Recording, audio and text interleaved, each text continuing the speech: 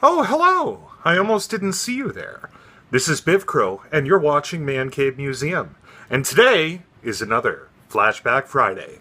Enjoy! Ladies and gentlemen, on today's episode, Psychonauts. Here we go! Wow.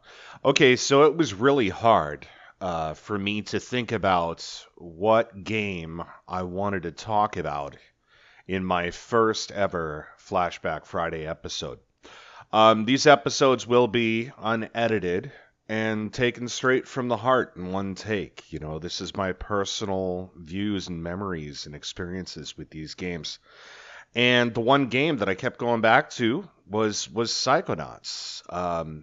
It was Double Fine's first studio project after Tim Schafer founded it after exiting from the old LucasArts studio. And back in the days, LucasArts was really well known for, of course, their IP based games. You know, it was a Star Wars game factory and, you know, Indiana Jones game factory.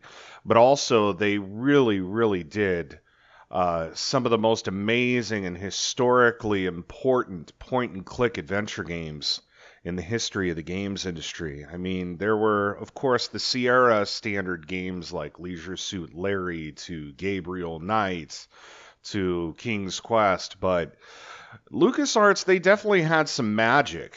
I mean, the big thing that they did introduce in a lot of their games was just this oddball humor. And you had to wonder what these developers were smoking or just like what they were thinking when they came up with some of these asinine puzzles. But in the end, it was so worth it, right? And a lot of that humor, I would say is attributed to the likes of Tim Schafer, who founded Double Fine, and Ron Gilbert, who I also respect and look up to as a very amazing game designer. These guys are amazing storytellers. I'm forgetting other names like David Fox and so on and so forth, but I don't want to, get into all that. I mean, there's a lot to be said about the old LucasArts people. I mean, they're amazing, and they were very gifted and still are in many ways at what they do.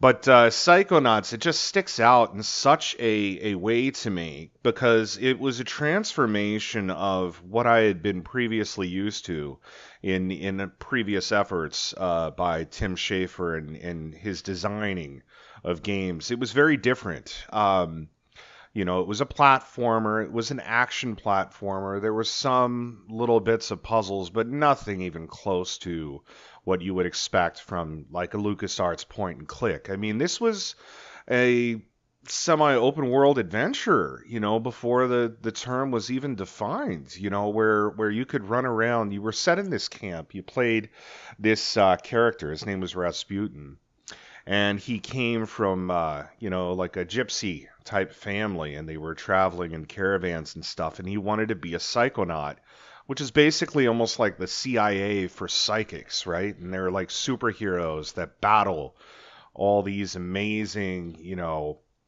different, villains, and save the world from psychic, terrorists. And it was amazing because the whole feeling of it was almost like a summer camp. It was in a summer camp, right?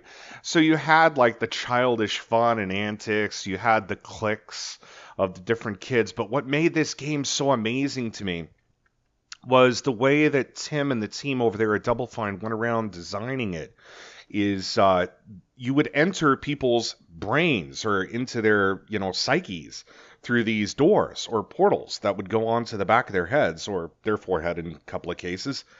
And, or was it all their foreheads? Now I forget, but I remember the doors and I remember that you would enter their psyche and you would be in their head. So like, I remember there was this crazy milkman guy and you got into his head and like there was this whole like conspiracy type neighborhood, guys, men in black, have you seen the milkman? Have you seen the milkman? And they're like, it was almost like a stealth level. It was great. I mean, just the diversity of the levels. I remember being Goggalore, taking over, the city of I forget what the fish were called, but going in there and attacking them like I was Godzilla, and in the end, I mean, I don't want to spoil the story for you. In the end, though, it is one of those games that it has every right to be the cult classic it is, and I felt there is no better time than now to speak about it, considering the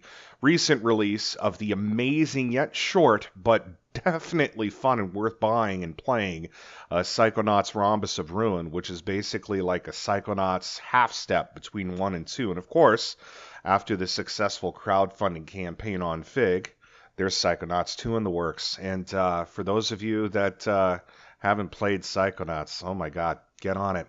So that's my first Flashback Friday. Thank you all. Enjoy.